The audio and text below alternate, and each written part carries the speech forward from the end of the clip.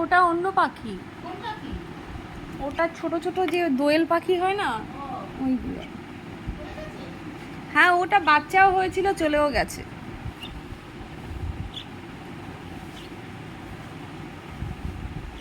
ওর বাচ্চা ফুটে বাচ্চা নিয়েও চলেও গেছে।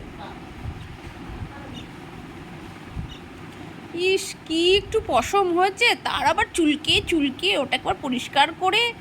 উফ, তুমি দেখো ঘেডি বেঁকিয়ে, উফ।